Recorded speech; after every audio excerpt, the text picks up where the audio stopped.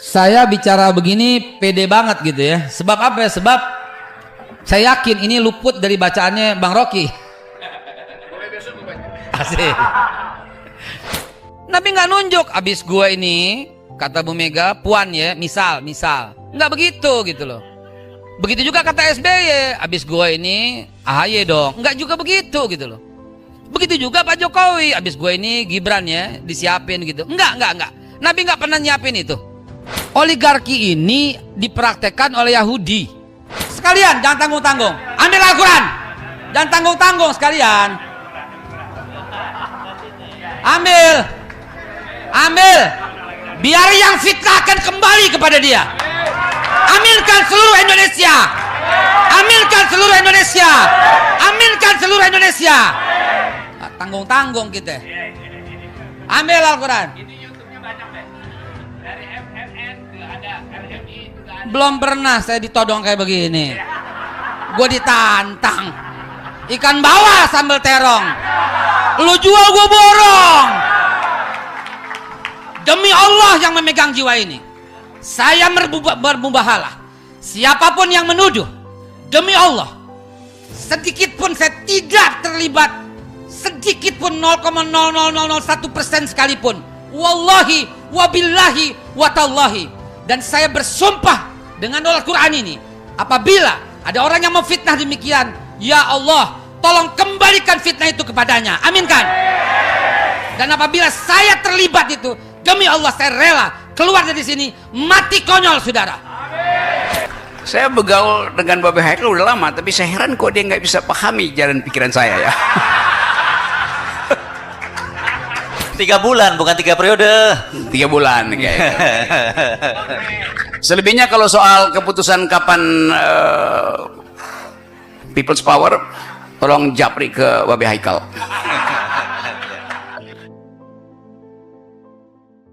Oke, kita mulai malam ini kita ngobrol. Ini tadi suasana rintik-rintik hujan, enak-enak banget, dan saya bersyukur bisa ikut hadir bertemu dengan para jemaah sini. Luar biasa sekali ini suasananya. Kalau semua masjid, jamaah masjid ya, menyelenggarakan acaranya semacam ini enak banget ya rasanya ya. Jadi kita nggak ada beda-beda lagi, kita nggak merasa ini masjidnya siapa ya gitu ya. Ini semua adalah masjid umat, dan yang bukan umat juga boleh masuk kan gitu. Apalagi membela umat boleh masuk gitu ya.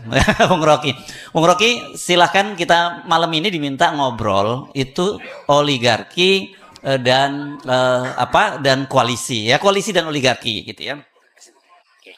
Kita supaya protokol kesehatan saya ingin dulu ya. Nah, gitu ya. Ini dia kan dia jaga enggak, ini supaya jaga kesehatan. Nah, gitu. Bung Rocky pegang. Ya. Sejarah dulu. Iya. Oh, pengantar dulu. Jadi katanya tapi Bung Rocky biar menyapa dulu pemirsa dulu, baru setelah itu nanti Babe ngomong ya. Oke, silakan. Oke, terima kasih. Ini kedua kali saya kesini. Nanti kalau ketiga kali saya ganti KTP nih.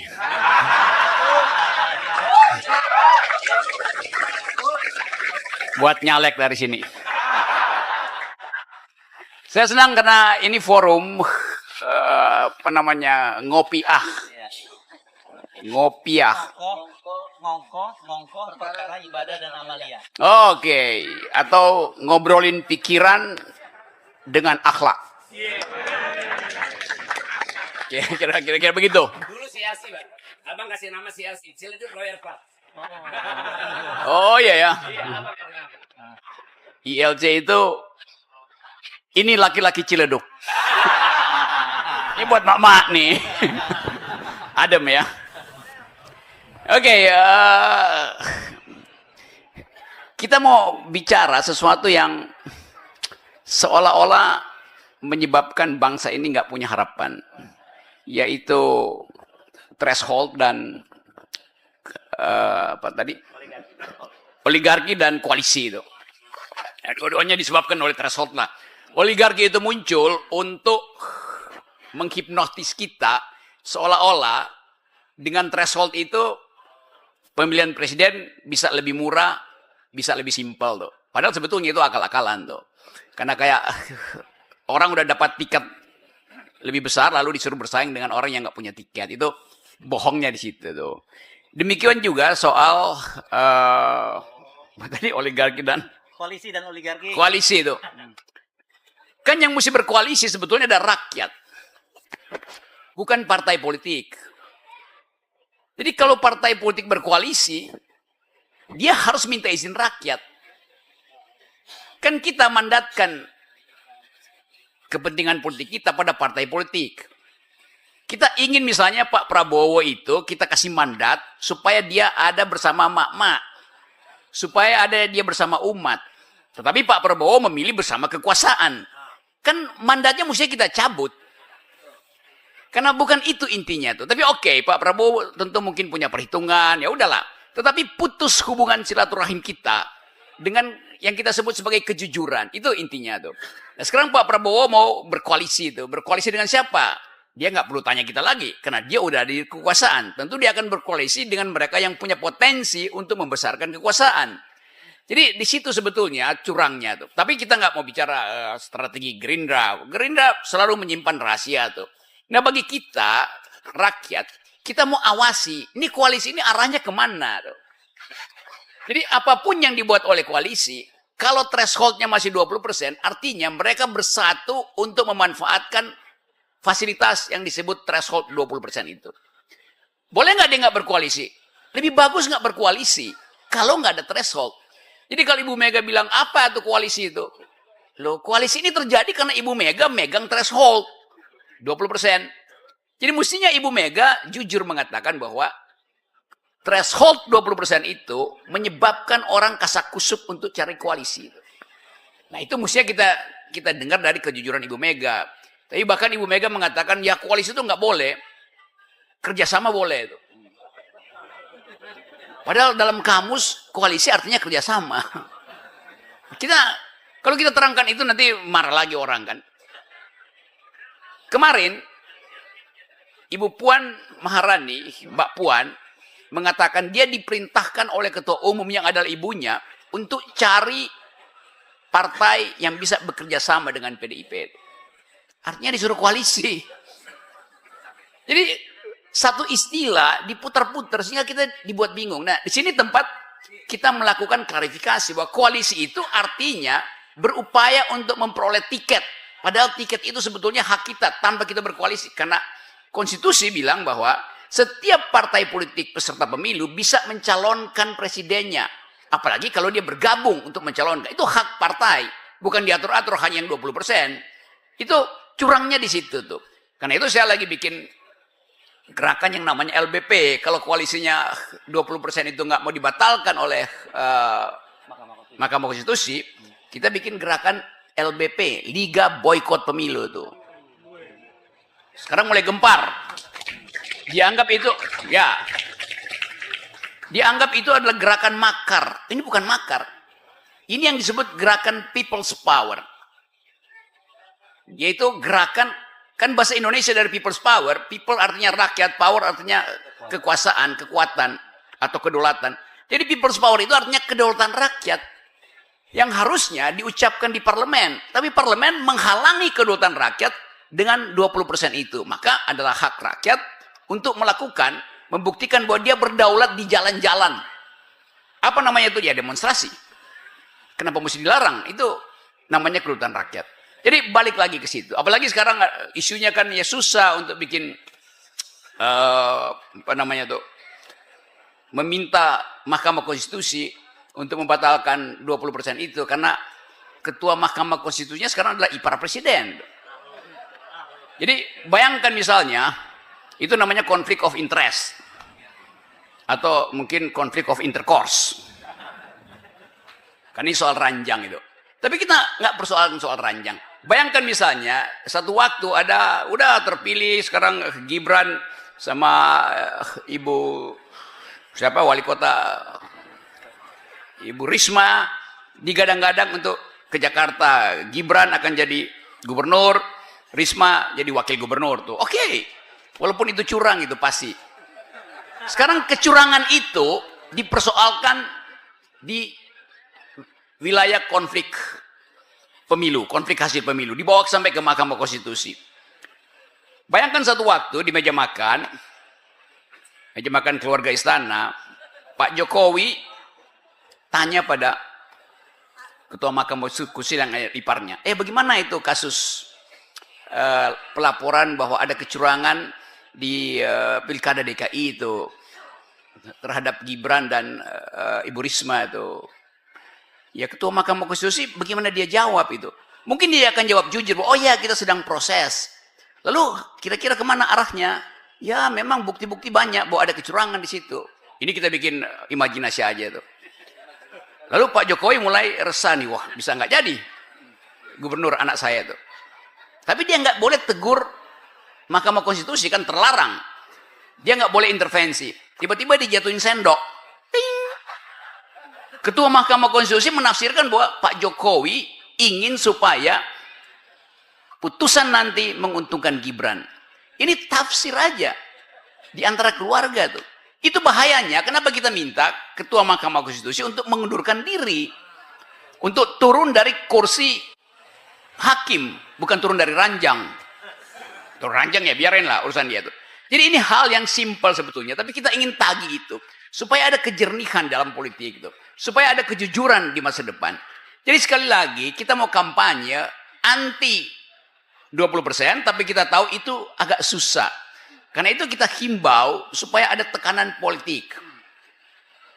Yang tadi saya sebut Liga Boikot Pemilu. Saya udah ditagih oleh semua stasiun TV, sama bahkan kemarin saya di Jogja tuh wartawan tanya soal itu, Radio Republik Indonesia bahkan wawancara soal itu, terus saya nggak tahu dia berani muat apa enggak. Saya bilang iya, itu gerakan moral, gerakan yang dipimpin oleh akal sehat, gerakan yang dipimpin oleh akhlak untuk memuliakan hak rakyat. Kan ini gerakan yang bagus kita organisir. Tetapi pemerintah tentu akan mulai kasih sinyal bahwa ini berbahaya segala macam. Sama seperti Anies Baswedan mulai disorot oleh media massa, diatur sedemikian rupa semoga dia dikadrun-kadrunkan, dia beberapa proyeknya mulai disorot kembali itu. Jadi bagian untuk membatalkan kompetisi politik. Padahal dia udah punya, dia maksudnya koalisi itu punya 20%. Tapi masih curiga dan takut bersaing dengan orang yang nggak punya tiket. Kalau Anies nggak punya tiket, ngapain dimusuhi? Kan itu masalahnya kan. Tapi saya percaya semakin dimusuhi, semakin orang lihat bahwa sebetulnya ada ketidakjujuran yang sedang dipasang untuk menghalangi Anies. Itu masalahnya. Saya bukan promosin Anies, saya ingin garis startnya sama itu. Saya berteman baik dengan Anies, tetapi saya mau katakan bahwa kalau Anies Baswedan pun nggak mau mempersoalkan 20%, sama dia kita hukum. Sebab kalau Anies Baswedan menang, itu dia menang karena main di 20%, bukan main di 0%. Jadi kita akan tuntut juga gubernur kita, Anies Baswedan, untuk mengucapkan bahwa dia tidak setuju dengan 20%. Supaya fair. Kita juga akan minta Ganjar ngomong begitu, Sandiaga Uno ngomong begitu, Erick Thohir juga ngomong begitu dong. Kan itu intinya tuh, supaya ada kesetaraan dalam kita bernegara. Bahwa nggak ada orang yang udah garis startnya dia di depan kita, lalu kita disuruh bersaing ke situ. Itu yang kita sebut sebagai ketidakadilan. Jadi sekali lagi, itu pentingnya kenapa kita mau bercakap-cakap di sini. Karena saya percaya bahwa di sini nggak ada kebohongan, nggak ada orang yang ingin saling mencurangi itu. Apa namanya tuh? Di Al-Madinah ya namanya kan. Di Al-Madinah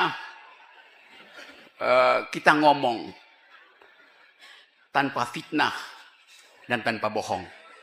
Kan itu maksudnya.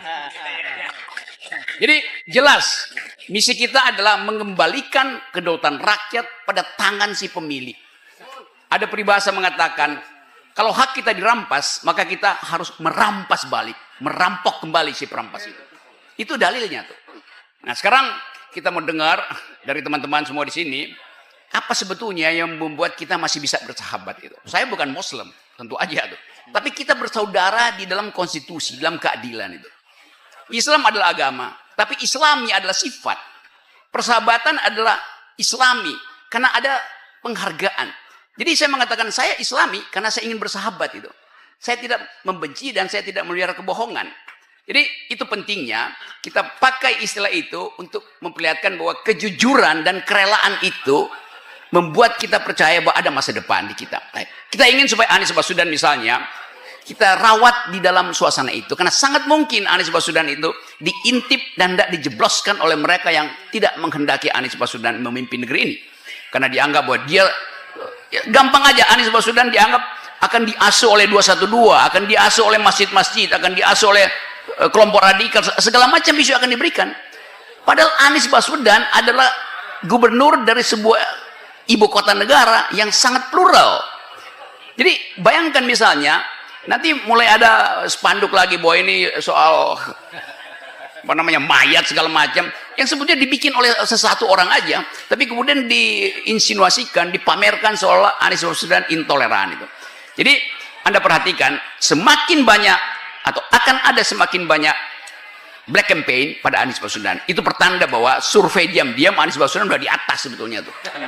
Itu dasarnya.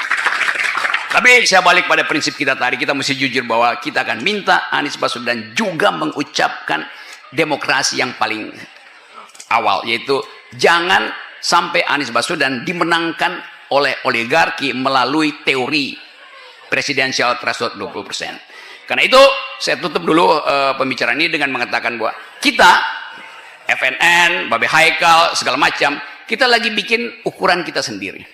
Saat seorang calon presiden tidak boleh sekedar diloloskan oleh lembaga survei karena elektabilitasnya tinggi. Itu bisa permainan statistik aja. Kita ingin prinsip pertama adalah setiap presiden dia mesti mengucapkan saya tidak mau 20%. Itu prinsip dasarnya itu. Yang kedua, baru kita uji dia beretika apa enggak.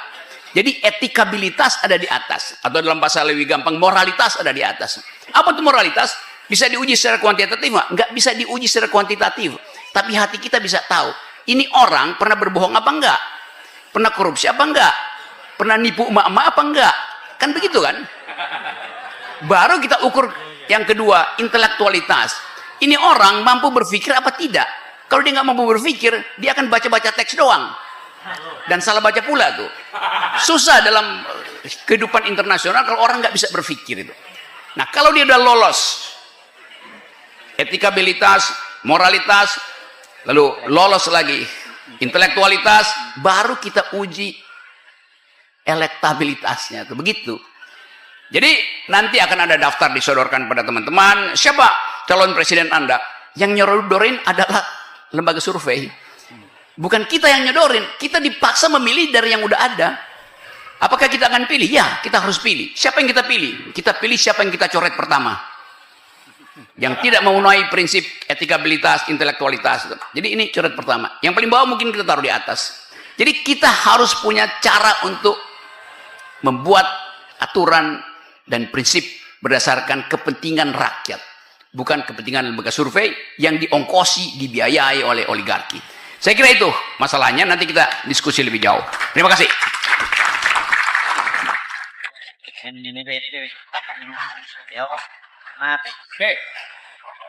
Nah, sekarang giliran Babe ini, giliran itu aja. Ini ada. Oke. Giliran Babe, tapi kita coba ngomong mundur sedikit ya. Baik. Koalisi terus oligarki ini memang ada juga di zaman Rasul dulu.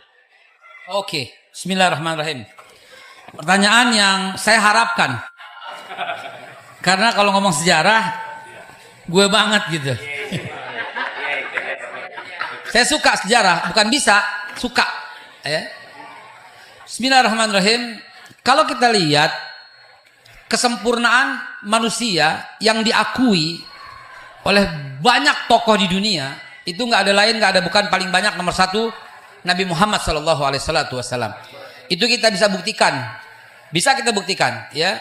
World Assembly Muslim Youth telah mengumpulkan ratusan buku-buku sejarah yang jujur, baik dari kalangan Israiliyat, Yahudi, Nasrani, yang jujur meletakkan Nabi menjadi tokoh sentral dan pusat, segala pusat ilmu pengetahuan. Lalu pernah nggak Nabi menerapkan ini? Pernah. Pernah. Beliau, kalau istilahnya Pak Mahfud MD, mulai. Nggak, dia orang baik kok. Jadi saya mau mengatakan nggak boleh mengikuti beliau, kata Pak Mahfud MD. Saya luruskan karena saya diskusi sama dia, berdiskusi sama Pak Mahfud. Apa ini maksudnya Pak Mahfud nggak boleh mengikuti Nabi? Saya jelaskan.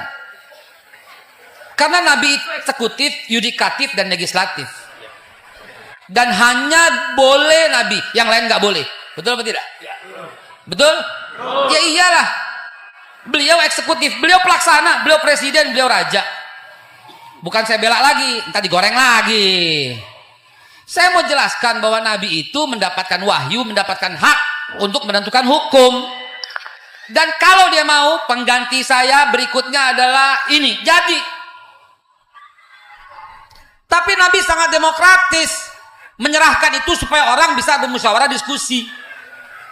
Nabi mengatakan, apabila ada Nabi setelahku, Umar. Dan Nabi artinya jangan-jangan Umar nih setelah Nabi. Kalau wafat. Jadi garis bawah ya, Nabi aja dibatasin. Ini minta 3 periode, yang bener aja, gila aja. Najis dah aku bilang.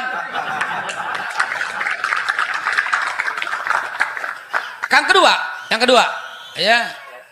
Ini saya bicara begini pede habis gitu ya.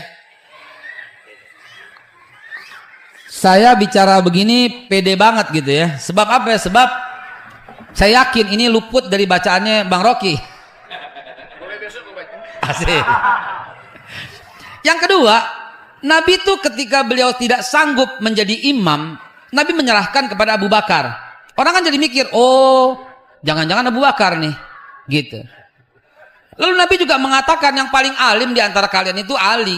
Oh jangan-jangan Ali nih. Betul nggak? Kira-kira kalau kita hidup di zaman Nabi. Dan Nabi juga mengatakan umatku tuh yang paling pemalu, yang paling perasa, yang paling terpercaya itu Utsman bin Affan. Oh, akhirnya apa? Ketika Nabi wafat, orang bermusyawarah, berdiskusi. Siapa khalifah pengganti Nabi? Satu, Nabi sangat demokratis. Tidak main tunjuk. Nabi nggak nunjuk. Abis gue ini, kata Bu Mega, puan ya, misal. Nggak begitu gitu loh. Begitu juga kata SBY, abis gue ini AHY dong. Enggak juga begitu gitu loh. Begitu juga Pak Jokowi, abis gue ini Gibran ya, disiapin gitu. Enggak. Nabi enggak pernah nyiapin itu. Nabi enggak pernah siapin itu. Jadi kalau kita lihat sejarah, lengkaplah, ini contoh aja beliau. Saya jelasin lagi sedikit pasca Nabi. Begitu Rasulullah wafat, orang kan pada ngangkat. Di kalangan Madinah mengangkat Sa'ad bin Abi Waqqas sebagai khalifah. Orang Muhajirin mengangkat Umar bin Khattab sebagai khalifah. Telah melakukan hampir-hampir pembayatan. Namun Umar nggak berhak. Beliau merasa yang paling berhak memimpin umat ini bukan saya, tapi Abu Bakar. Saudara, lihatlah musyawarah di sana. Jadi demokrasi terpimpin jangan anti. Ada dalam Islam gitu loh. Tapi dalam arti bukan kekuasaan di tangan rakyat. Rakyat itu memberikan perwakilan. Ya demokrasi terpimpin lah kurang lebih kayak begitu. Kalau kita mau jelaskan lagi demokrasi Pancasila. Yang paling pas buat bangsa ini gitu loh. Sayangnya kan Pancasila udah nggak ada. Bohong kalau yang bilang ada. Ya, begitu 2019 ganti presiden. Ingat lagu itu? Kita dituduh anti Pancasila. Begitu sekarang 3 periode kita dituduh lagi anti Pancasila. Muka lo jauh dekat gua raup, kata orang Betawi. Setelah itu, setelah Abu Bakar Siddiq memimpin, Abu Bakar juga tidak menunjuk kok. Habis ini anak gua ya. Kagak. Tidak ada. Bahkan Abu Bakar melarang hal itu. Dan membiarkan musyawarah lagi. Ketika Umar bin Khattab memimpin, yang paling nggak boleh dapat jabatan siapa? Abdullah bin Umar, anak daripada Umar bin Khattab. Jadi dalam Islam itu nggak boleh tuh menunjuk anak sendiri, nggak boleh, nggak ada contoh soal itu. Kalau kita mencontoh kepada orang-orang yang soleh, kita mencontoh kepada para sahabat begitu. Dan lihatlah ketika Umar ditusuk oleh Abu Lu'lu' al-Firaus 3 hari sebelum wafatnya, apa yang dipesankan Umar? Jangan sampai ngangkat Abdullah bin Umar, tuh, jangan sampai angkat anak saya. Lalu dalam masa kritis itu dibentuklah tim 6. Dalam beberapa kitab tim 8. Artinya tidak ada presidential threshold 20% di zaman itu. Jelas kok, karena semua boleh. Siapa calon-calon presiden pada zaman itu? 6 orang. Utsman bin Affan, Ali bin Abi Thalib, Thalhah bin Ubaidillah, Zubair bin Awam, Abdurrahman bin Auf, dan satu lagi Sa'ad bin Abi Waqqas. Dalam kitab yang lain, tim 8 masuk Abu Dzar Al-Ghifari dan Bilal bin Rabah. Artinya ada calon 8 orang presiden yang akan menggantikan Umar bin Khattab ketika wafat. Jadi, kalau kita hubungkan dengan sekarang, kalau ini maunya pakai PT 20%, lu lagi, sangat bertentangan dengan kaidah, dengan sejarah, dan dengan muamalah yang dipraktekkan oleh orang-orang dahulu kala yang kita menjadi panutan. Lalu hebatnya lagi, zaman dulu ada survei. Bang Rocky, Bang Hersu, ada survei zaman dulu. Kepala surveinya Sa'ad bin Abi Waqqas. Ceritanya, beliau itu keliling seluruh Madinah, bertanya di antara 6 orang ini siapa yang paling layak jadi presiden. Yang menggantikan Umar bin Khattab yang udah sekarat, menjelang syahid, menjelang wafat. Ternyata ada 2 orang yang dipilih oleh seluruh kota Madinah di antara 6 orang itu. Yaitu Utsman bin Affan atau Abdurrahman bin Auf. Abdurrahman bin Auf mundur. Jangan saya nggak berhak sampai dia mendoa supaya saya lebih baik meninggal dunia sebelum pemilihan itu berlangsung. Maka akhirnya sepakatlah semua orang memilih Utsman bin Affan. Saudara bisa lihat nggak bahwa ada PT 0% di sini? Ada PT 0% gitu loh. Dan berikutnya kalau saya lanjutkan lagi ketika masa Ali bin Abi Thalib juga demikian gitu loh. Ya, Utsman bin Affan mewanti-wanti penggantinya itu siapa? Jangan sampai keluarganya. Jadi nggak boleh dalam Islam ini seperti ini gitu loh. Nepotisme gitu loh. Maka Ali bin Abi Thalib pun berpesan demikian. Jadi teman-teman sekalian, saya membawa dari sisi sejarah bahwa PT 0% mau ditinjau dari manapun itu yang benar. Dan PT 20% mau ditinjau dari sejarah manapun itu pengkhianatan terhadap rakyat. Karena itu nanti kita mau roadshow di 9 kota, judulnya sama, PT 0%. Nggak ada urusan dengan 20%. Kenapa? Karena bertentangan. Dan boleh jadi Indonesia ini satu-satunya negara yang paling aneh menerapkan PT 0% ini, PT 20% ini. Tidak ada satu negara pun di dunia, saya sudah membaca beberapa referensi sebelum kemari, yang menerapkan di sini kayak begini.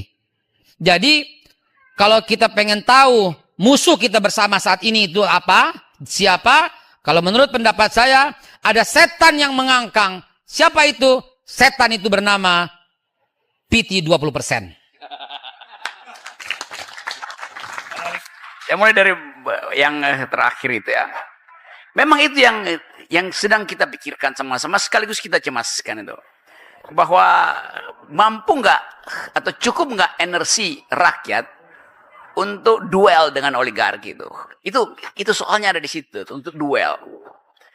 Sebetulnya sebelum duel kita menangkap semacam gejala menang. Karena Demokrat, PKS, dia mungkin masih ngitung strategi, tapi secara prinsip mereka udah sebutkan anti 20%. Dulu masih 4%, bahkan disamain dengan parliamentary threshold. Sekarang, kalau saya bercakap-cakap dengan teman-teman di Demokrat dan di PKS, dua-duanya menganggap bahwa memang itu tidak demokratis. Tapi ini partai politik yang selalu mesti siksak atur strategi. Kalau rakyat udah final. 20% itu adalah nama dari sebuah peternakan oligarki. Mereka akan berternak politisi dengan memanfaatkan kuota 20% itu. Jadi final bagi rakyat, kita harus tolak itu sehabis-habisnya tuh.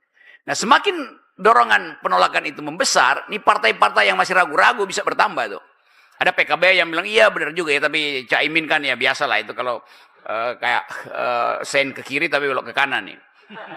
Tuh. Ini bukan mama ya, ini Caimin. Tapi kita mau uji mereka nih, konsisten nggak dengan prinsip demokrasi. Jadi bagi kita di sini, ya ini bukan gerakan politik, ini gerakan akal sehat untuk memberitahu lebih banyak publik bahwa 20% itu adalah tipu-tipu dari oligarki. Tapi nanti orang bilang, ya dulu kan yang bikin juga partai politik tuh. Saya terangkan dulu ya sejarahnya tuh ya. Yang dituduhkan adalah SBY tuh.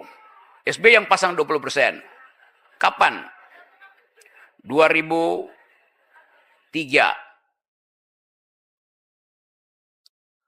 Seolah-olah itu dibuat oleh SBY. Padahal 2003, suara Partai Demokrat itu cuma 7%.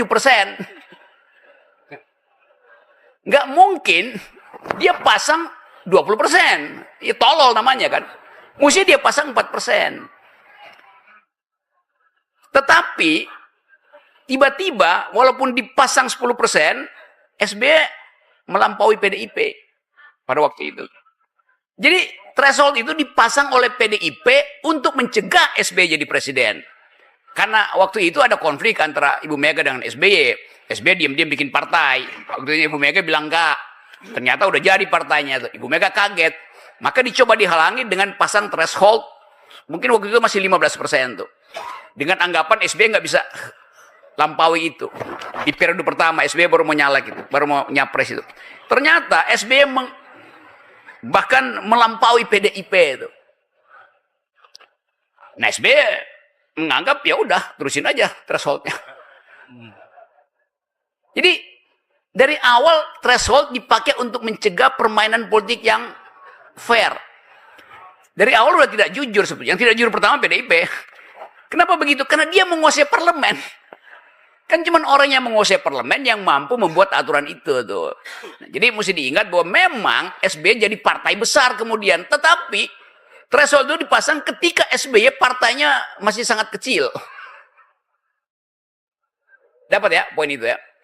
Oke, itu sejarahnya. Sekarang kita mau anggap bahwa oke, semua mereka itu bermasalah tuh. Karena itu kita tuntut. Udah, nggak usah cari-cari siapa yang mulai. Yang penting sekarang kita hapus itu. Karena itu menghina akal sehat kita tuh. Nah, itu yang kita mau tagihkan pada DPR dan pada partai politik. Supaya lakukan dong langkah itu. Tapi memang mereka nggak mau lakukan itu. Karena masih ngintip peluang. Masih bisa kalau ngumpul masih bisa dapat 20% tuh. Jadi ini gerombolan yang ingin mencuri hak rakyat dengan memanipulasi prinsip-prinsip demokrasi. Bahwa demokrasi itu harusnya dari nol. Mereka bilang enggak. Supaya lebih sehat demokrasinya, ya dibikin aja hambatan-hambatan itu. Padahal hambatan itu bisa terjadi secara natural. Lalu disebarkan isu lagi. Nanti kalau 0% berarti semua orang bisa jadi presiden. Ya memang konstitusi bilang begitu kok. Semua orang boleh jadi presiden. Berarti akan ada, kalau 1000 calon, 1000 putaran. Enggak, tetap 2 putaran. Putaran pertama banyak. Tapi putaran kedua kan cuma nomor 1, nomor 2. Jadi itu yang mau ditipukan pada kita. Padahal dengan matematika sederhana, pasti maksimal cuma 4 calon, nggak mungkin 5, 6. Kan orang juga berhitung ya, nggak bisa. Udah selesai kok 20% itu, kalau fair. Jadi itu intinya tuh. Nah sekarang misalnya lagi ada upaya dari DPD, Dewan Perwakilan Daerah, Pak Lanyala itu, untuk mengajukan judicial review atas nama lembaga DPD. Bukan lagi partai, bukan lagi orang. Nah ini jadi masalah berat-berat, karena akan jadi konflik ketatanegaraan. Artinya DPD akan menggugat DPR dan pemerintah di Mahkamah Konstitusi. Kan yang bikin ini kan open legal policy DPR dan DPD kan. Mahkamah Konstitusi bingung mau memenangkan siapa. Nah itu bahayanya. Gila tuh kan. Memenangkan DPD artinya presiden jatuh. Karena dia kalah artinya mesti dihukum dia. Kalau presiden menang, people power. DPD ada di semua daerah. Sorry. Jadi bayangkan nanti krisis ketatanegaraan. Itu yang mesti kita bayangkan karena kedunguan-kedunguan antara elit ini menyebabkan akhirnya konfrontasi ketatanegaraan yang akibatnya bisa ambruk sistem tata negara kita. Karena DPD melawan DPR, padahal DPD adalah bagian dari MPR yang di dalamnya ada DPR. DPD akan melawan pemerintah, padahal DPD punya hak untuk mengevaluasi pembuatan kebijakan, walaupun nggak bisa bikin kebijakan tuh. Jadi konflik ketatanegaraan akan terjadi itu. Nah itu tadi yang diterangkan oleh Babe Haikal, karena sistem rekrutmennya itu betul-betul ya curang dari awal gitu. Udah dianggap bahwa nanti presiden berikut itu harus diwariskan pada seseorang yang pro Presiden Jokowi. Kan begitu jalan pikirannya. Itu Ganjar dimajukan di situ tuh. Itu curangnya tuh. Dan saya kira itu nggak pernah dipikirkan dalam sistem kekhalifatan, bahwa kekhalifatan itu khalifah diminta untuk meneruskan ajaran Nabi Muhammad ke depan, tetapi dengan institusi untuk menjamin bahwa ajaran itu tidak dimanipulasi. Kan begitu kan? Ya. Itu karena itu perlu institusi yang namanya kekhalifahan. Jadi begitu prinsipnya itu. Memang dipersiapkan prinsip itu supaya terlindungilah ajaran itu dari kemungkinan di 20% kan. Jadi institusi itu memang dimaksudkan untuk menjaga kejujuran ajaran Nabi. Jadi prinsip itu sebetulnya bisa kita pakai untuk sistem bernegara. Jadi itu yang kita sebut kejujuran. Nah, kejujuran itu yang saya mungkin lupa, saya cukup membaca beberapa surat di Al-Quran, mungkin surah Al-Nur yang mengajarkan bahwa kejujuran itu akan menyebabkan orang merasa aman. Dan yang dipilih untuk memimpin adalah orang yang memberi rasa aman. Sekarang kita nggak rasa aman dengan apa yang dilakukan istana, karena dia kasak-kusuk di bawah. Sampai sekarang poster 3 periode masih ada tuh. Jadi bayangkan misalnya kita mau ditipu seolah-olah Ibu Mega dan Pak Jokowi udah setuju nggak akan ada 3 periode, tapi gerilya di bawah masih jalan. Dan mereka semua yang harus kita hadapi itu, dan kita akan hadapi itu dengan akal pikiran tuh. Dan akal pikiran itu akan menuntun kita masuk di dalam people's power. Itu intinya. Oh, pertanyaan dari Mbak Yan, bagaimana menjaga akal? Oh ya udah, bagaimana menjaga akal sehat bangsa ini? Kita berkumpul aja rutin di sini kan. Karena kita nggak mungkin lagi mengubah orang, memindahkan akalnya dari dengkul kembali ke otak, ke kepalanya. Udah nggak bisa itu. Jadi memang udah dinasibkan bahwa mereka yang sedang berkuasa, kalau disebut ojo ke susu, ya masih mending. Ini ojo ke dengkul dia. Itu soalnya tuh. Jadi saya udah frustrasi itu. Bagaimana perbaiki ya? Setiap kali kita berupaya terangkan lalu dianggap sebagai kadrun. Jangan dengerin kadrun. Padahal kita terangkan itu dengan prinsip demokrasi itu. Seolah-olah kalau datang dari komunitas Muslim dianggap nggak ngerti demokrasi. Kan itu bahayanya kan. Itu yang menyebabkan Islamofobi tetap diedarkan. Dan kita akhirnya malu bahwa justru orang Barat yang menegur pemerintah Indonesia supaya jangan Islamofobi. Kanada menegur kita, Prancis menegur kita, Inggris menegur kita tuh. Amerika Serikat menegur kita, PBB menegur kita. Indonesia ini masih Islamofobi itu. Padahal seluruh dunia menganggap Islamofobi itu adalah akal-akalan pemerintah untuk mengendalikan para oposan, para pengkritik kekuasaan.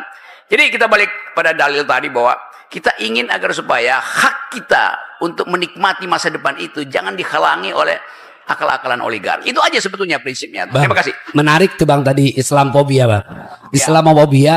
Kalau ada orang Islam sendiri tapi dia sendiri anti dengan syariat Islam, dengan khilafah, dengan komando umat dan seterusnya. Sebetulnya Islamofobia dari sejarahnya itu seperti apa, Bang? Sampai orang-orang Indonesia yang Islam sendiri memusuhi Islam yang konsisten gitu ya, yang istiqomah terhadap ajarannya. Seperti apa Abang melihat orang-orang yang anti Islamofobia itu, Bang? Itu mereka itu follower dari Instagramnya Snooker Grown. Ya. Karena yang mulai ngajarin itu adalah Snooker Grown-nya. Justru untuk memecah belah bangsa ini. Jadi dia super Islamofobik karena subscribe gimana? Subscribe. Ya, subscribe akun dari Snow Who Grown. Ya, oke. Babi Haikal tolong lanjutkan. Langsung, terima kasih. Jadi begini, bismillah. Kalau ditanya bagaimana nih aksi kita gitu ya. Ke depan setelah saya mulai boleh lagi bicara. Udah boleh ya. Selama ini kan masjid-masjid takut. Ngundang batal, ngundang batal, nggak tahu siapa yang teken. Sekarang beliau berani. Dan ke depan saya lihat udah pada oke, rata-rata 100 masjid satu bulan rata-rata. 100 masjid. Ya, rata-rata. Dan di 100 masjid itu akan saya tancapkan masjid ini PT 0%. Berarti masjid yang nggak undang gue masjid 20% gitu. Dan kita juga menghimbau untuk memilih ntar nanti 2024, jangan lihat boro-boro lo pilih ya, jangan lihat partai yang mendukung 20%. Jangan lihat boro-boro dipilih. Kalau nggak ada gimana? Ya nggak usah ikut gitu aja sekalian. Mengikuti liganya Rocky Gerung. Nah, saya mau menyikapi tentang oligarki. Oligarki ini dipraktekkan oleh Yahudi. Dalilnya bisa Bapak Ibu lihat di surat Al-Baqarah ayat 246. Ketika Allah mengangkat Tolut sebagai raja, kalau kata orang Kristen Saul sebagai raja, ya, itu setelah sebelum Nabi David, sebelum King David, ya, berarti kira-kira 1050 sebelum Masehi. 1050 sebelum Masehi sampai 1010 sebelum Masehi Raja Saul atau Tolut kalau kita bilang. Lalu 1010 sampai 970 sebelum Masehi itu King David. 970 sampai 930 sebelum Masehi itu King Solomon atau Nabi Sulaiman. Nah, baru after King Solomon died, divided kingdom of Israel on 930 BC, begitulah kurang lebih. Nah, ini kebiasaan mereka Yahudi ketika Tuhan menunjuk Raja Tolut atau Raja Saul, mereka bilang dia bukan orang kaya. Bapak Ibu bisa lihat di Al-Baqarah 246. Artinya apaan? Mental-mental pemimpin itu masih harus jadi orang kaya, harus oligarki, udah diterapin di zaman itu, bayangin. Jadi 1050 sebelum Masehi sudah ada konsep oligarki. Dan itu bertentangan dengan kehendak Tuhan.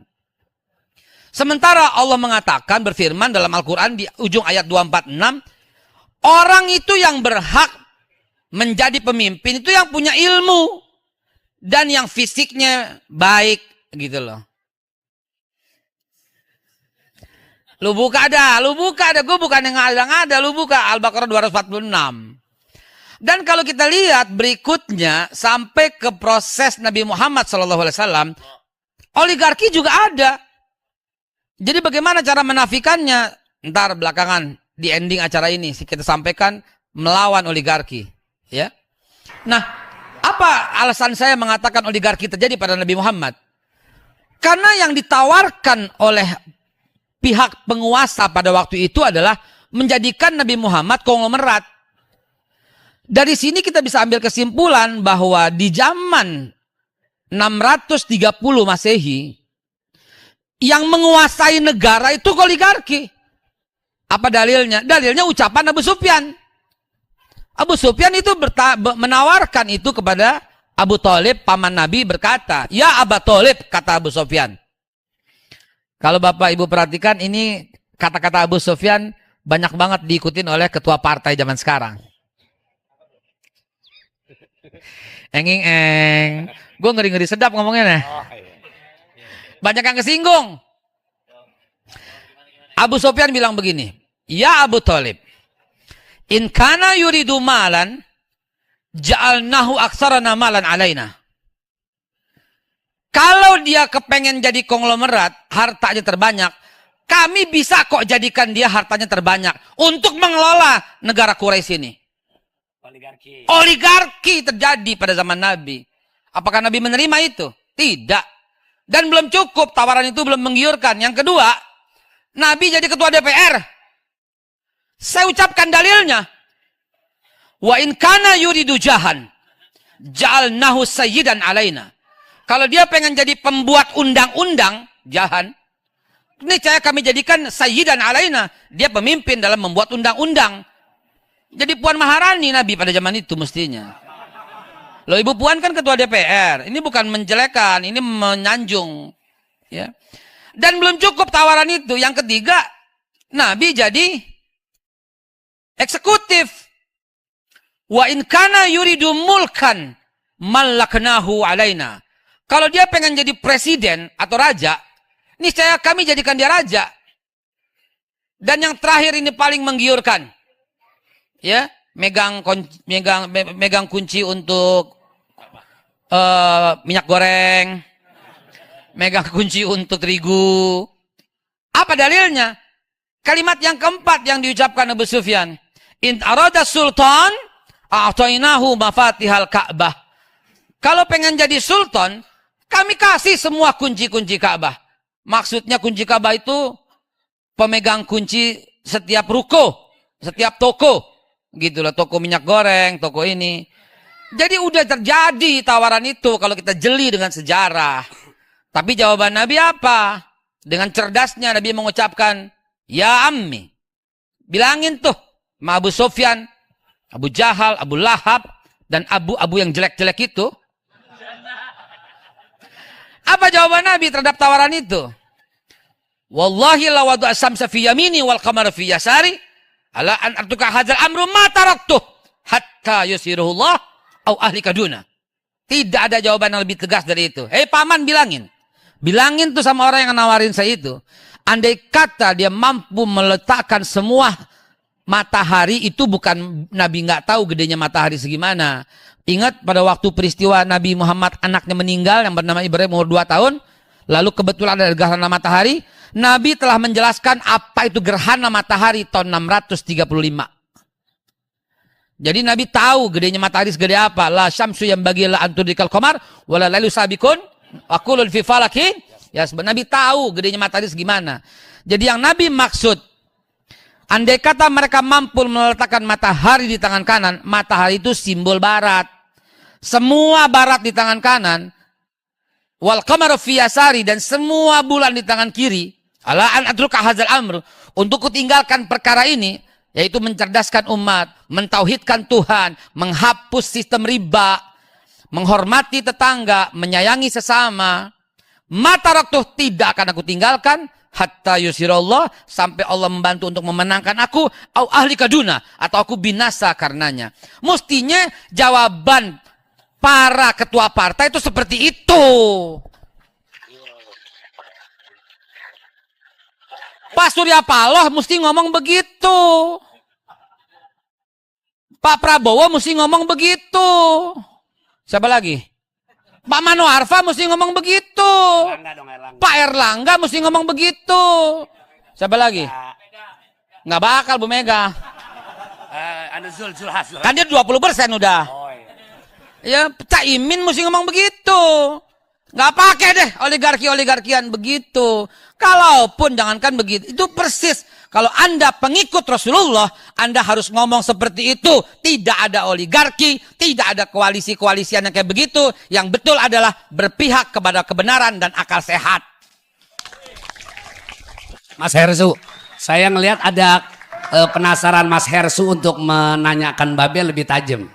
Tapi ada beberapa netizen juga, tadi kalau di zaman Rasulullah aja ada iming-iming pangkat, jabatan, harta, apalah segala macam, Dengan KM 50 ini, ada yang mau dipertanyakan tapi rada kayaknya agak-agak ragu-ragu tuh Bang Hersu. Iya. Ada kaitan apa sih, KM 50 dengan isu Babe? Katanya Babe katanya diimingi sesuatu, kemudian ada kaitan Babe dengan KM 50. Ini tabayunnya langsung dari beliau. Masih disimpan rumahnya. Masih nyimpen juga. Kurang apa? Saya sudah bersumpah di depan makam Rasulullah. Kurang apa? Saya udah bersumpah dengan nama Allah di atas Al-Quran di depan makam Rasulullah. Tidak ada sumpah yang lebih dahsyat daripada itu. Andai kata saya terlibat sedikit pun 0,0001%, demi Allah, pulang dari sini, saya mati di tengah jalan, saudara. Jadi nggak usah macam-macam lagi gitu loh. Andai kata demikian, demi Allah yang memegang jiwa ini, saya bersumpah di depan makam Rasul, udah saya sampaikan, udah saya viralkan. Jadi yang fitnah itu, mari kita doakan. Saya ambil Al-Quran sekarang. Sekalian, jangan tanggung-tanggung. Ambil Al-Quran. Jangan tanggung-tanggung sekalian. Ambil. Biar yang fitnah akan kembali kepada dia. Ambilkan seluruh Indonesia. Ambilkan seluruh Indonesia. Nah, tanggung-tanggung kita. Ambil Al-Quran. Ini YouTube-nya banyak, Dari FNN ada, RFI juga ada. Belum pernah saya ditodong kayak begini. Gue ditantang. Ikan bawal sambal terong. Lu jual gue borong. Demi Allah yang memegang jiwa ini, saya bermubahalah. Siapapun yang menuduh, demi Allah, sedikit pun saya tidak terlibat sedikit pun 0,00001% sekalipun. Wallahi, wabillahi, watallahi. Dan saya bersumpah dengan Al-Quran ini. Apabila ada orang yang memfitnah demikian, ya Allah, tolong kembalikan fitnah itu kepadanya. Aminkan. Dan apabila saya terlibat itu, demi Allah saya rela keluar dari sini mati konyol, saudara. Dan tolong ya Allah balaskan kepada orang yang memfitnah itu. Balaskan ya Allah. Amin. Lu lihat besok apa yang terjadi, saudara. Jelas? Jelas? Gue ditantang urusan begini. Dan sesuatu itu jangan disimpan. Karena sedikit yang kita simpan itu berarti masalah belum selesai. Maka di majelis ini, di forum ini ada Bang Rocky, ada Bang Hersu, dan ada semua jamaah dan hadirin, audiens, dan juga ada YouTuber tuh viewer bersaksi bahwa Babe sudah bersumpah dan berwahala tidak ada kaitan dengan KM 50. Amin. Beres lah. Cuman ini kan kita lagi ngomong sejarah. Kenapa dihubungkan dengan itu ya? Kita lagi ngomong bahwa sejarah oligarki itu ada. Sejarah koalisi itu ada. Demokrasi bejat itu ada. Nah, tapi kalau ditanya Babe pernah didatengin oligarki, ditawarin oligarki pernah juga kan? Ya pernah, Ji. Pernah, bukan pernah lagi. Oke, gimana ceritanya tuh?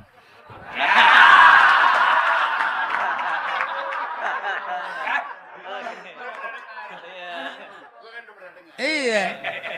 Jadi ada seorang yang sangat kaya raya di hotel Pullman. Saya nggak bersedia mendatanginya. Akhirnya abang saya yang bersedia. Itu di bulan Februari saya dikasih 10 miliar. Februari ini bulan ini ya? Tahun lalu. Tahun lalu, oke. Maret dikasih 10 miliar.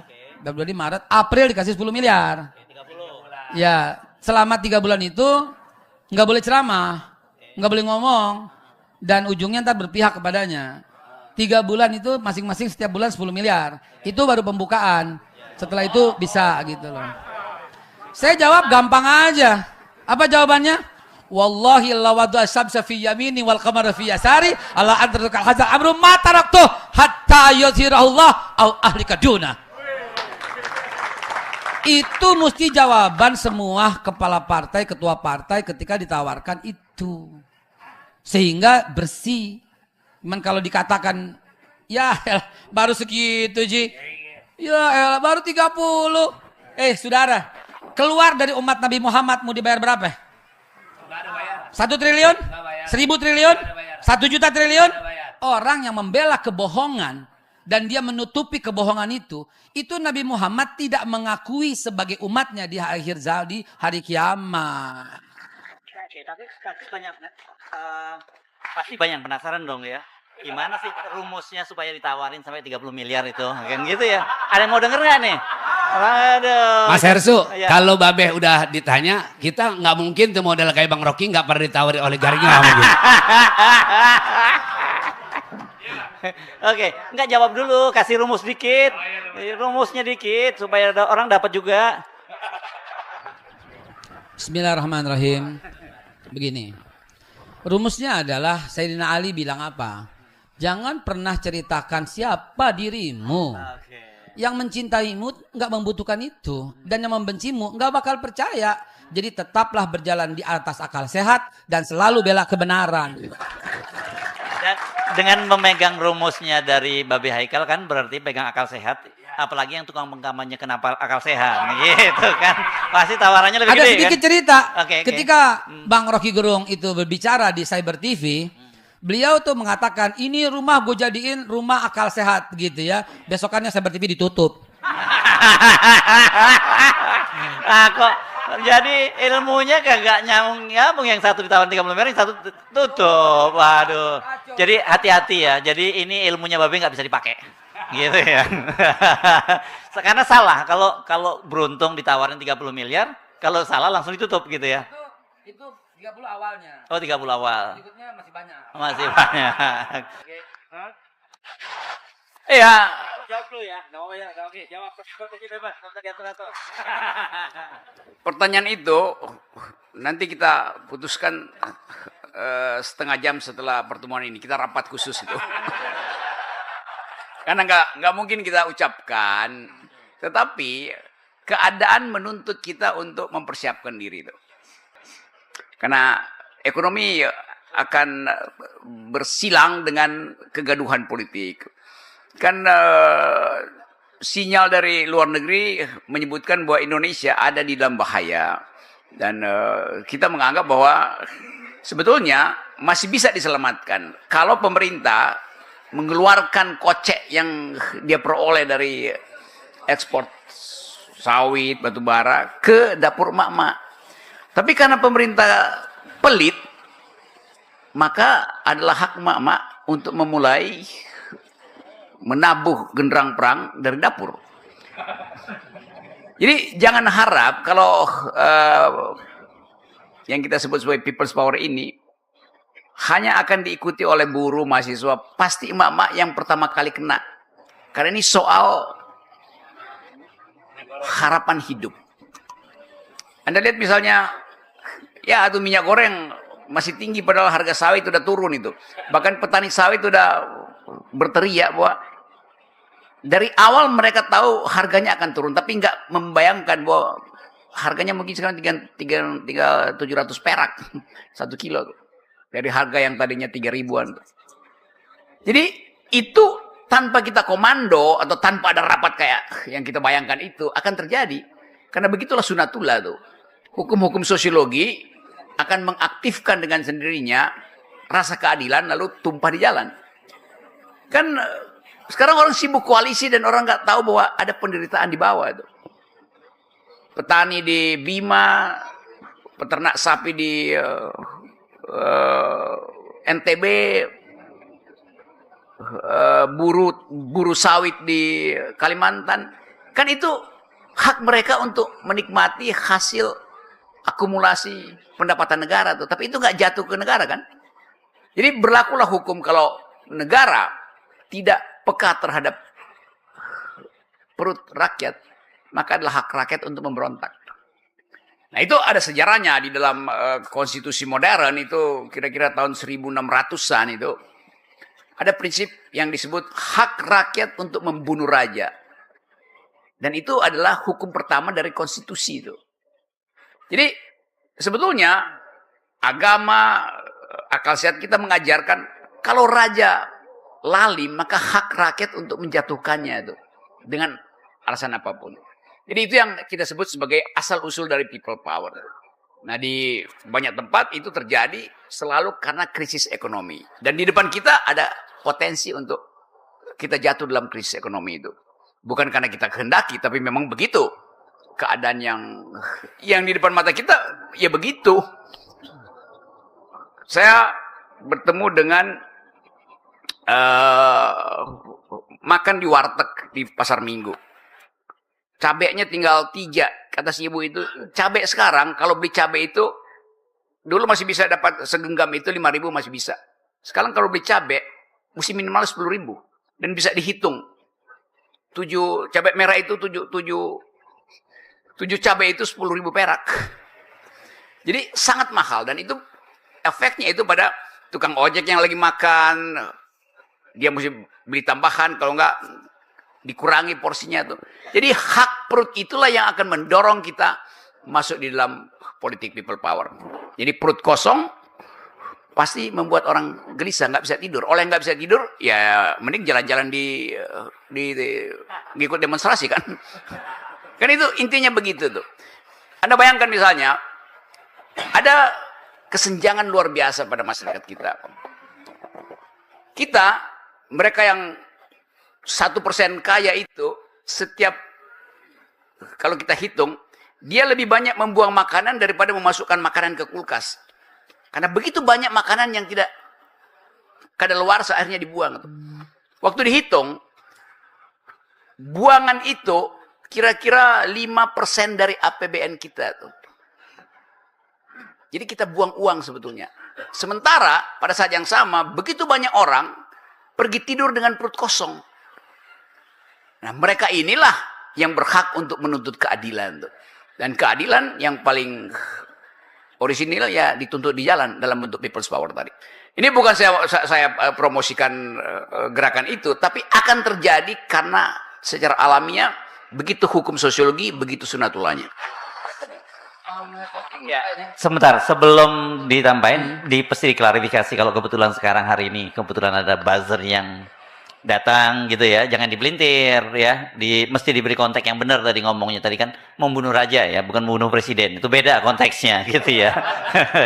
Kan di sini nggak ada raja ya. Baik. Oke, silakan. Dan itu sejarahnya tuh di tahun Sejarah ya, 1500, kira-kira tahun 1500-an, kata konstitusi itu artinya hak membunuh raja memang begitu. Teksnya begitu. Saya menguatkan dan saya mundur. Tahun 634. Jadi 632 Rasulullah wafat.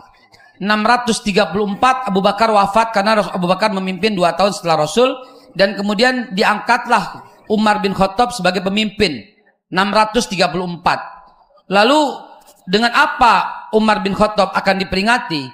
Maka rakyat pada waktu itu mengangkat pedang dengan ini. Jadi kalau nggak adil, siap-siap kami tebas lehermu wahai Umar, gitu. Dan Umar bin Khattab nggak marah. Memang begitu.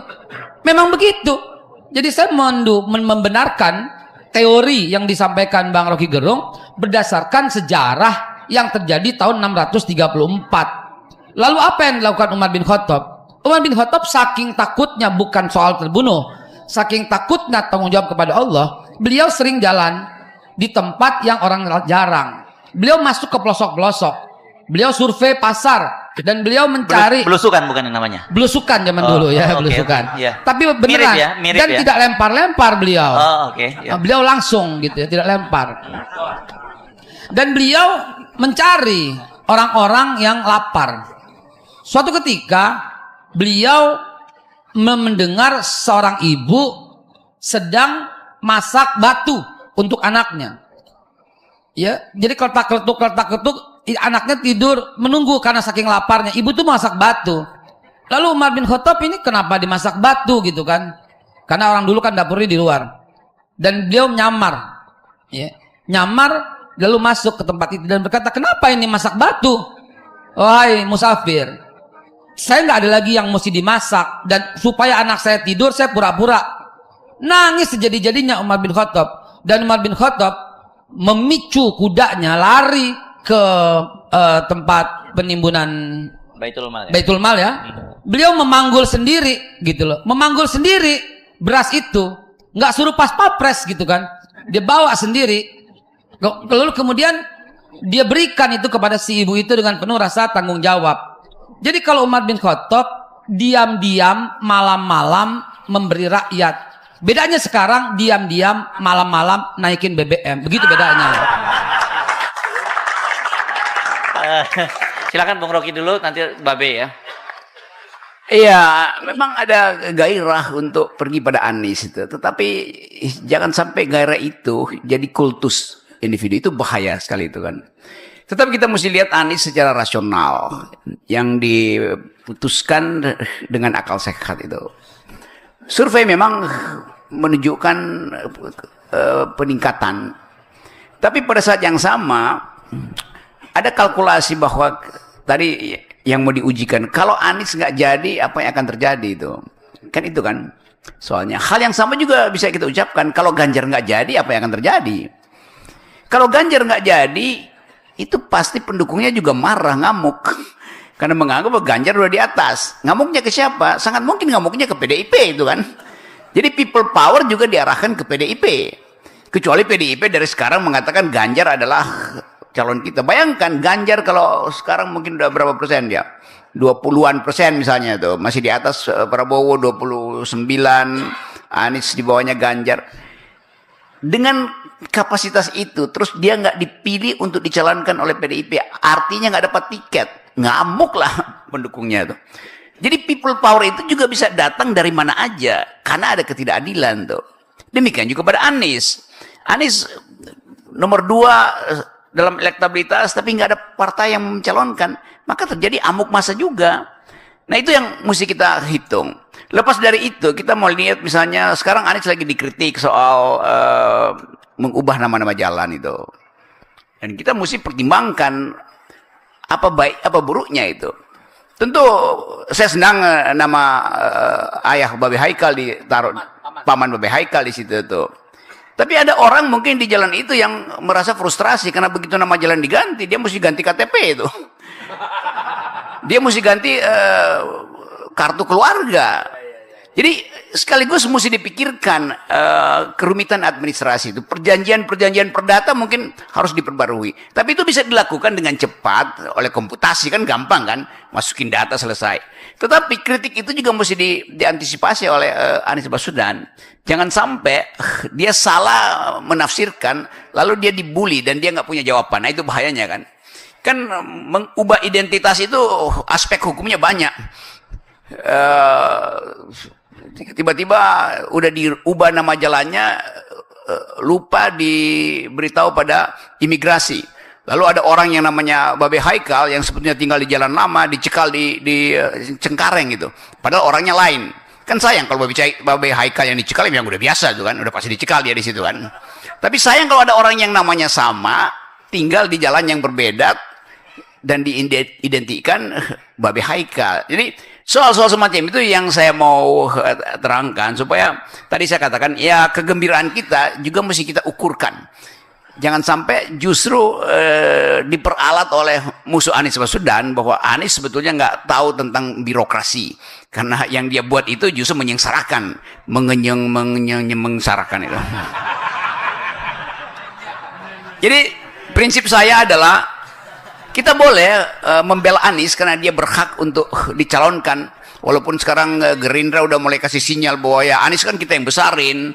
Kenapa ia bersaing dengan Pak Prabowo? Itu soal lain, bisa kita bicarakan. Kenapa Gerindra kemudian mulai sinis? Kenapa nggak dari awal diajukan sebagai calon dari Gerindra? Kan itu soalnya tuh. Tapi sekali lagi jangan sampai kita kultus individu itu. Sama seperti Basir akhirnya kultus individu pada Presiden Jokowi. Nah, itu buruk bagi bangsa ini.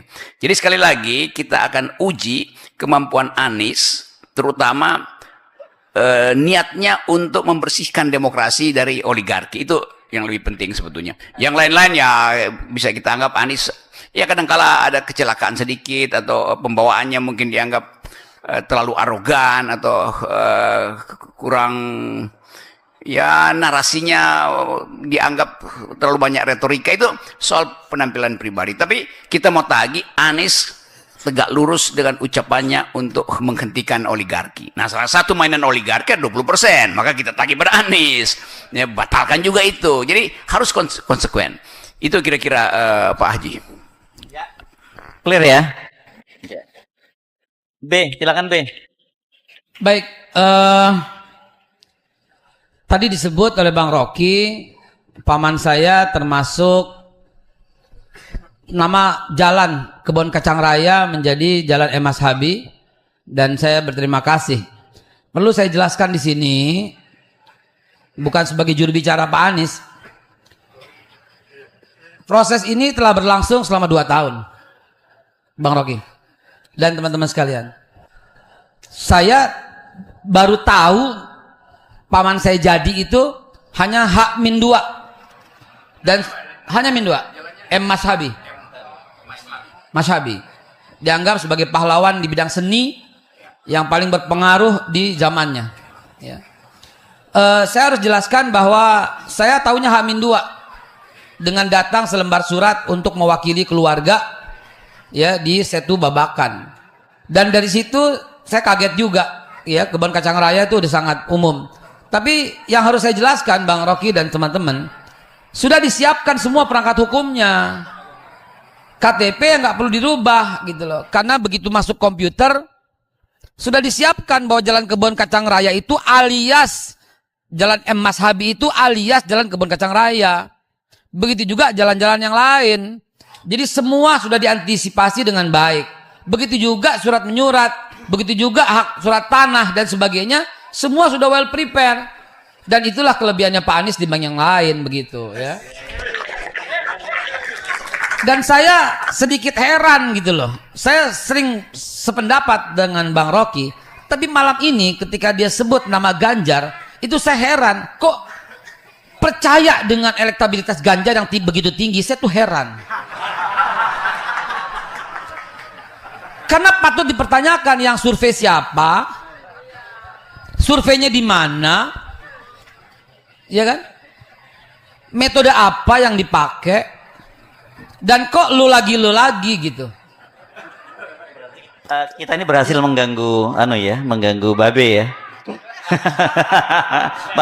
Nanti jelasin nih. Ya. Iya, artinya begini. Saya juga punya lembaga survei, dan mudah-mudahan lebih valid. Kenapa? Karena gue nggak ada yang bayar.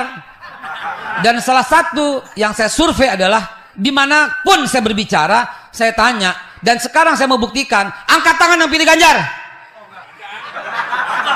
Dan saya tanya di setiap tempat, kagak ada yang angkat tangan, Bung. Bagaimana ceritanya lu 20%? Baik di tempat yang umum maupun di tempat yang seperti ini saya juga tanya. Sekarang saya tanya, angkat tangan yang pilih Anies. Survei membuktikan. Oke, jelaskan dulu Bung Rocky. Saya begaul dengan Babe Haikal udah lama, tapi saya heran kok dia nggak bisa pahami jalan pikiran saya ya. Yang saya terangkan tadi bukan Ganjar yang dapat 20% entah dari mana. Tapi buzzernya yang akan ngamuk kalau Ganjar nggak jadi presiden. Itu Babe Haikal. Ya mau 20%, bahkan kalau dia 40% ngamuknya lebih bagus lagi kan. Jadi yang saya mau ucapkan tadi bahwa orang akan kecewa, entah itu bohong apa nggak bohong, bagus saja. Karena kekecewaan itulah yang membuat kita percaya adanya people's power. People's power karena kemarahan. Nah, kalau bagian itu bertabrakan dengan panci mak-mak yang bunyi karena kosong itu, maka itu jadi real sebagai kekuatan rakyat. Itu intinya tuh. Jadi sekali lagi bagian-bagian semacam ini memang karena Babe Haikal udah die hard.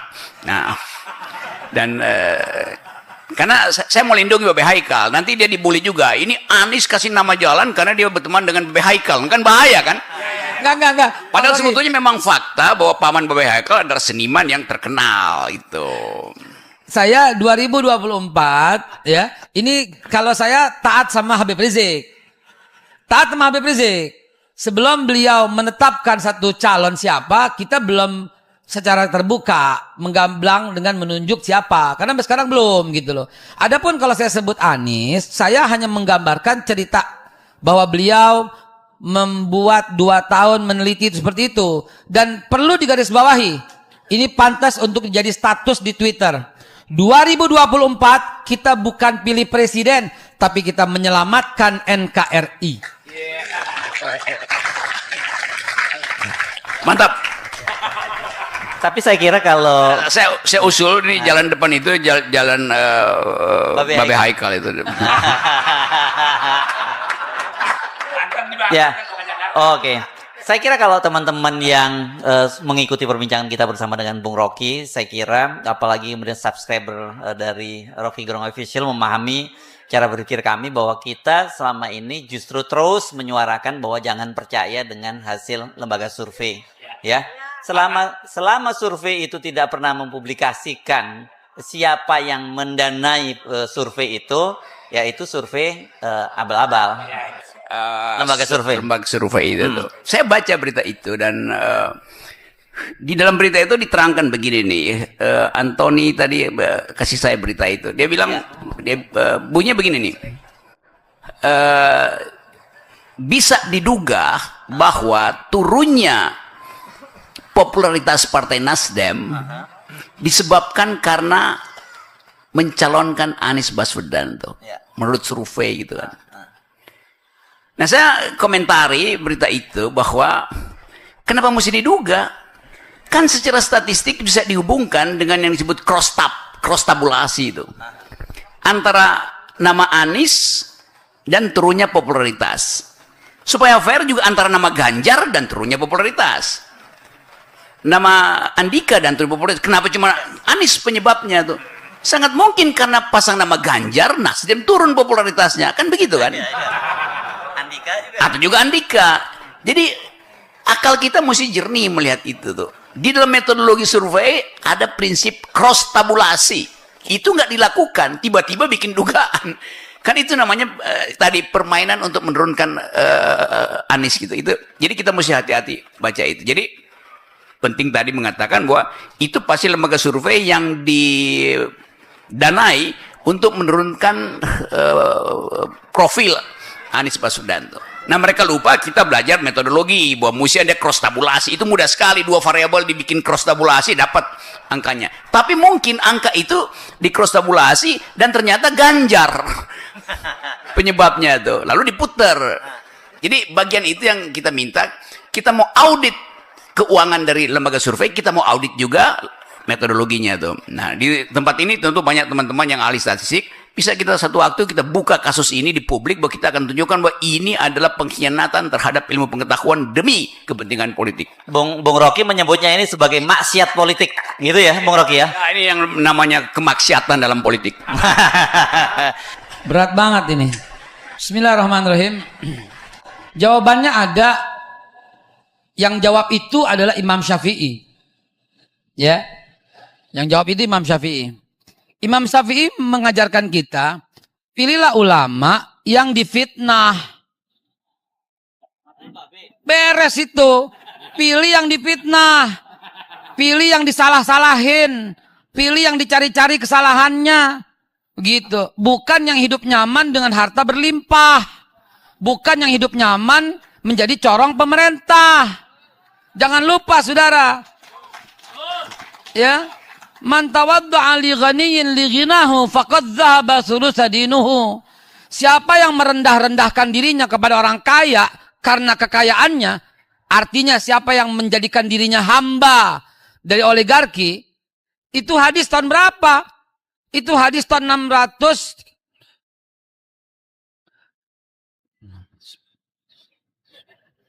Bentar gue hitung. 621 ya sebelum hijrah, ya pas sebelum hijrah tuh. Itu Nabi bilang apa? Siapa yang menghambakan diri kepada oligarki, ini bahasa sekarang, kalau dulu orang kaya, karena keoligarkiannya, karena kekayaannya, faqad dzahaba thulutsa dinuhu, maka sungguh telah hilang sepertiga agamanya. Jadi murtad sepertiga ente. Ketika ente menghambakan diri kepada orang kaya karena kekayaannya. Begitu. Tetapi kalau kita menghormat kepada sebuah jabatan, Anda staf, Anda menghormat kepada jabatan atasan Anda, itu nggak termasuk. Walaupun atasan Anda seorang yang bukan muslim, tetap Anda wajib menghormati. Begitu. Kenapa? Karena itu nggak berlaku hadis itu, tapi itu berlaku profesionalismenya di sana. Karena Anda sebagai staf begitu. Jadi bagaimana cara memilihnya? Ya itu udah jelas aturannya. Nabi yang Imam Syafi'i mengajarkan hal itu. Dan Imam Syafi'i mengajarkan itu karena melihat yang Nabi terapkan. Mudah-mudahan jawaban saya cukup clear ya. Oke, terima kasih. Ya, terima kasih sekali lagi karena saya disayangi di tempat ini. Dan semoga sayangnya 3 periode.